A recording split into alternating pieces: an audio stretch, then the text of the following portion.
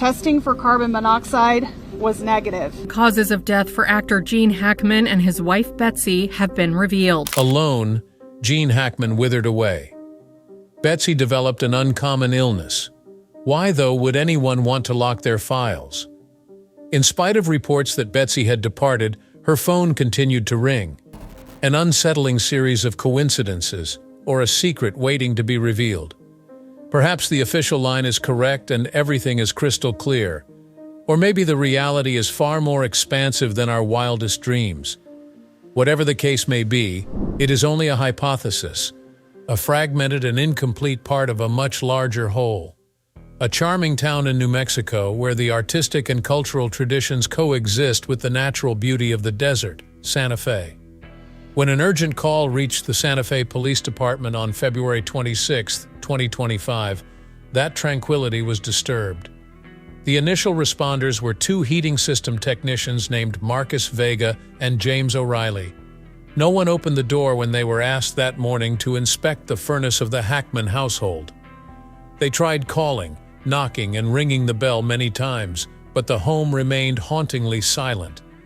Strangely, there was no sound coming from within, and the front door wasn't secured. They felt an increasing sense of anxiety. The door was shoved open by O'Reilly when he hesitated. The home seemed as neat as ever, yet there was an unusually cold chill in the air. They yelled out for Betsy Arakawa and Gene Hackman, but nobody came. Delving further, they discovered Gene lying lifeless on the floor of the washroom. Betsy was in a like condition in another room. The police arrived in a flash and began their investigation. Officials first thought it had been a natural pass for both. The initial news accounts indicated that Betsy left on February 11th, with the cause being high-risk pulmonary syndrome, a dangerous and uncommon disease transmitted by rats that causes serious respiratory failure. Until his heart gave out on February 26th, Gene, who was fighting late-stage Alzheimer's, allegedly remained at the house for 2 weeks after his wife left. Everything appeared to be fixed in stone until the Hackman's doctor, Dr. Josiah Child, spoke out. Over the years, Dr. Child had provided treatment for Gene Hackman. The fact that Betsy had contacted his clinic on February 12th, the day after she was alleged to have gone, was one element that bothered him, as he was shocked by their simultaneous departure. That call is something I remember very clearly, Dr. Child recalled. That morning, Betsy called to schedule an appointment for Gene. She was concerned about his well-being and brought up his recent chest pain. Even though she wasn't a typical patient, she nonetheless scheduled herself after talking to Gene. In the event that Betsy did really leave on February 11th, whose phone did they use on the 12th? She gave no indication of being seriously unwell, but Dr. Child persisted nonetheless. There was no sign of high-risk in her voice, which would have caused her to gasp, so it was clear and steady. It seemed as if she cared more about Gene than she did about herself. A major question has arisen as a result of this call. Did the cops mess up the timetable, or is something hidden? Dr. Child threw it an extra twist. Betsy showed up unannounced and unprepared for her afternoon appointment on February 12th. Tell me what transpired from morning to afternoon. The Santa Fe police had to look into the matter again when Dr. Child commented. The first forensic report blamed high-risk for Betsy's demise, but a second review revealed an error. There was no proof that she had it in her last days. Those who checked on Betsy in early February reported that she showed no signs of the pulmonary symptoms caused by high-risk, which include shortness of breath, coughing, and rapid deterioration. Betsy was fine the last time I saw her, an acquaintance of the family confessed. No symptoms of lung difficulty were apparent as she shopped and drove. Even stranger, the Hackman house, the typical antiviral source, had no signs of rodents. What happened to Betsy, if anything? And is there a hidden reason? Another peculiarity: there were no indications of any kind of invasion or disruption. The house continued to function normally, with no missing objects or damage. I don't know how Gene survived for 2 weeks without knowing that Betsy was gone. From February 11th to the 26th, there were no food orders, no signs that anybody attended to Gene, and no calls from his phone. The idea that a late-stage Alzheimer's patient could have survived on his own for 2 weeks is unbelievable. Between February 11th and the 26th, was there a visitor? Did they accomplish anything? This isn't your average death. Why were the anomalies not noticed by the police earlier? Was there an intentional change to the schedule? Assuming Betsy contacted on February 12th, who departed on February 11th? Unsolved mysteries seem to hold the answers, and this is only the beginning. On February 12th, Betsy Arakawa called, which was absolutely impossible. An ordinary phone conversation soon turned into a perplexing mystery. On February 11th, someone may have announced themselves gone.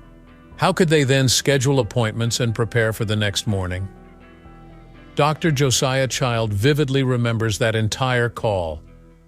There was no sign of a serious illness in Betsy's steady voice. She mentioned feeling little exhausted herself and spoke about Gene Hackman's health and his recent discomfort, nothing out of the ordinary. That wasn't a person whose voice was rapidly dying. She disappeared completely after a few hours. Betsy Arakawa vanished without a trace. Santa Fe is a small town where everyone knows each other. It would be impossible for a prominent figure like Gene Hackman and his wife to be undetected. But after that early call on February 12th, Betsy vanished. She failed to appear on clinic cameras, go to her scheduled doctor's appointment, respond to subsequent calls, or provide any other indication that she had departed from her residence. This goes against what the police have said, that Betsy went missing on February 11th. Who therefore made the call on the 12th if she really did leave? The credibility of forensic reports was called into question when a doctor who had previously spoken with Betsy the next day challenged them. Now, we may follow this strange chronology. According to the police, Betsy died away on February 11th from antiviral pulmonary syndrome. On the morning of February 12th, Betsy phones to schedule checks. Her voice is serene, and she appears to be in good health. She cancels all communication and misses her appointment on February 12th during the afternoon. On the 26th of February, Gene Hackman is discovered absent from home. The catch is that antiviral doesn't kick in right away. Rather, it builds up in the later phases, causing noticeable fatigue, gasping for air, and difficulty breathing. Except Betsy didn't exhibit any of it. There was no cough, shortness of breath, or indication of impending death, according to Dr. Child, who claims she spoke normally. According to 3 terrifying hypotheses, I can't believe she just vanished hours later. Betsy may not have departed on February 11th, but rather after the 12th, a serious forensic error. False evidence was planted because someone impersonated Betsy and used her voice impersonation. Betsy did make that morning's call, but then something terrible happened. A security video from a drugstore on February 11th provides the last piece of information on Betsy. In it, she appears to be healthy and unfazed. The last time anybody saw her alive, she strolled in, bought some vitamins, paid, and then departed. Sadly, there is no video of her from February 12th. So what would the implications be if Betsy had departed by February 11th? On the 12th, how did Dr. Child address her? What transpired that afternoon if she survived till the 12th? The more you look, the less clear it gets, even though there may be a reasonable explanation. Even though it was impossible for Betsy to call on February 12th, she did. She scheduled a visit but failed to show up. Forensics evidence suggests she died of a fatal illness, despite the lack of symptoms she had. Have the authorities missed anything? Does someone have the truth buried? On the other hand, was Betsy forced to disappear after the call? More like an unresolved mystery, this seems. With the exception of that strange call on the morning of February 12th from a fit lady purchasing medications, Betsy Arakawa was absolutely silent in the less than 24 hours after her last appearance on a surveillance footage at a small Santa Fe drugstore on February 11th. I want to know what occurred. Camera video from the pharmacy serves as the last piece of evidence of Betsy Arakawa's existence. She arrived around 3:45 p.m. wearing a black coat and a light scarf. She had no signs of severe sickness and moved with composure. With complete calm, no one was following Betsy as she picked up vitamin and supplement supplies, paid with a credit card, and then departed. It was a mundane moment, yet it was the last piece before things got mysterious. Nobody saw her again after she left the pharmacy. There are 3 possible explanations for this unexpected decline, and they all pose important questions. On February 12th, who phoned after Betsy had passed that night? The call on February 12th cannot have occurred if the police are correct, and Betsy did not leave until late on February 11th. On the other hand, what happened after February 12th if Dr. Child really did speak with her on that day? Now the question is reversed. What happened to her if the call from February 12th was genuine? Not only did she skip her doctor's appointment, she also skipped going home and making an appearance on any additional cameras. There will be clues left behind if a famous woman from a tiny town disappears.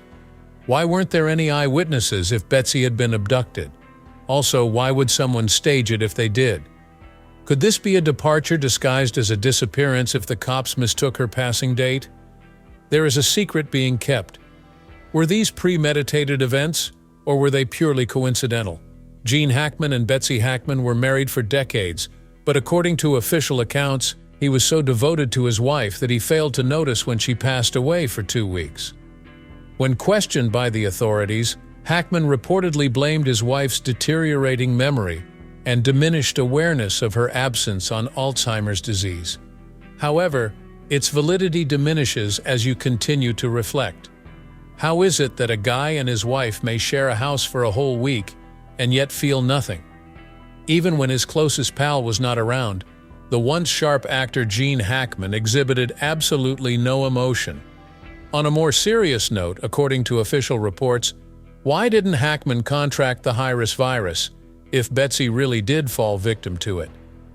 On February 11th, Betsy Arakawa fell away from high-risk, a lung-ravaging insect that thrives in confined areas like a house and spreads via rodent waste dust. An obvious problem, though, is that Gene Hackman wasn't affected. He and Betsy shared a home and a breath of air.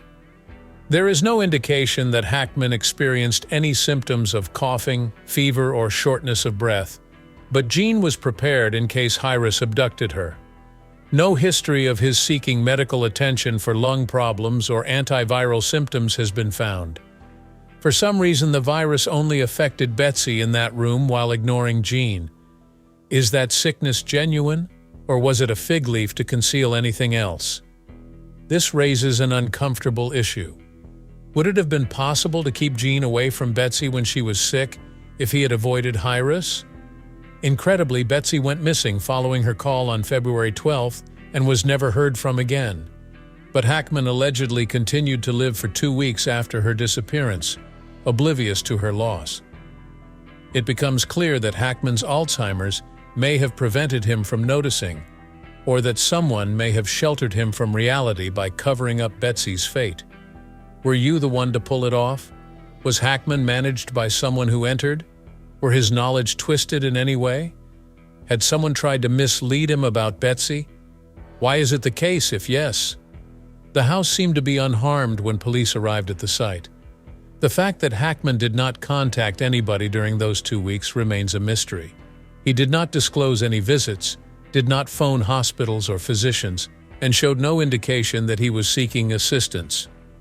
It's quite unusual for Hackman to have overlooked something so clear following Betsy's abrupt decline. Despite his Alzheimer's, he was still a human being and had been attached to her for years. Accordingly, why has there been no response? In the haze surrounding Betsy's departure, was he halted? Finally, did Gene Hackman have any idea what had transpired? How could he have missed Betsy's departure on February 11th? If she made it to the 12th, then who was responsible for her disappearance?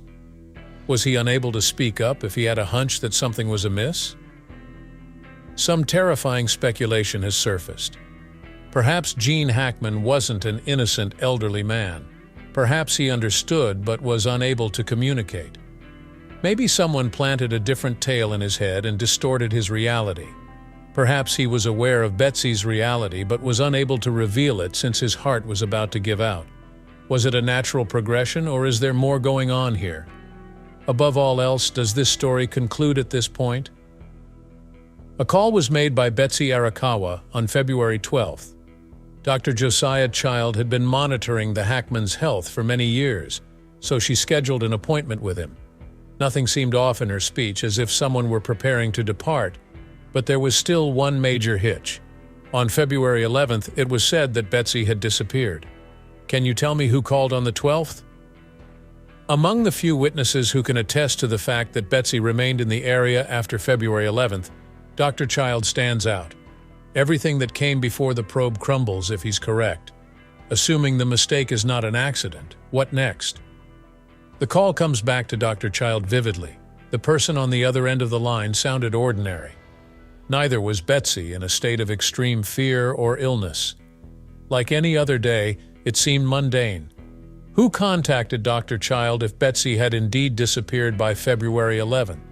How could Dr. Child have overheard her on the phone if the police said that she had left that day? The most troubling aspect, though, is that Betsy never showed up at the clinic again following that call.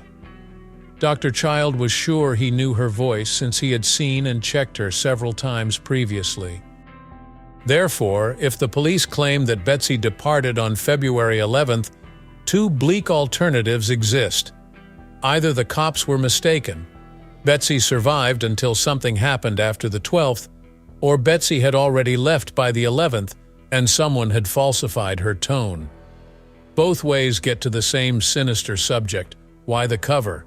Who benefits when Betsy vanishes? The police ignored Dr. Child's call flagging because they assumed he had misheard or was posing as someone else. Despite their assurances that no evidence of her continued residence beyond February 11th existed, a major obstacle persisted. Why was the appointment recorded if no communication occurred on the 12th? This number was associated with Betsy according to the data. The booking on February 12th is in the clinic records, and the receptionist remembers answering the call. It was genuine. So how did the cops get away with it? Dr. Child's silence in the face of mounting suspicion just adds fuel to the fire. He had spoken clean about the call that occurred on February 12th, but then he stayed silent, refusing to do interviews or make any public appearances after that. His companion saw that he grew defensive and tense. What more may Dr. Child be concealing? For what reason did he cease speaking if he is so convinced that Betsy survived past February 11th? Could he not speak?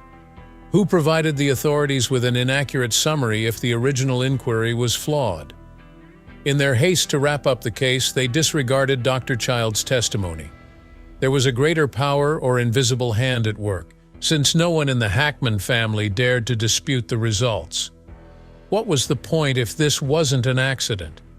Speculation circulated that Dr. Child had gotten warnings following the publication of his narrative. One source claimed he worried about the implications of his words, and another stated he took leave suddenly after the records of the conversation from February 12th disappeared from the clinic's database. Is someone trying to silence him? Does that mean something? If so, what made them disappear? You don't understand. If Betsy called me on February 12th, then everything they told you is a lie. Dr. Child dropped a final line to a trustworthy reporter, warning that the situation has become complicated. Why is Dr. Child's silence an indication that he knows too much if someone warped his narrative of Betsy's end? Most importantly, what lengths will they go to protect the truth if it is being buried? Gene Hackman died away at home on February 26th. According to the police, he passed away quietly, unaware that his wife had passed away before him. This is a neat story, but there were many confrontations. Who determined that Betsy Arakawa had to disappear if she didn't on February 11th? Because there are a lot of unanswered questions if Hackman's departure on February 26th was a natural one. The police abruptly changed the case file once word got out about the call that happened on February 12th. The first records indicated that Betsy's end was on February 11th, but there was a change in the timeline as Dr. Child's inquiries increased. It is possible that Betsy passed longer than recorded. There is no concrete evidence to confirm what occurred. Therefore, we can only speculate that it was a file mix-up or that a check went wrong. Could the cops have been mistaken about Hackman as well as Betsy's timing?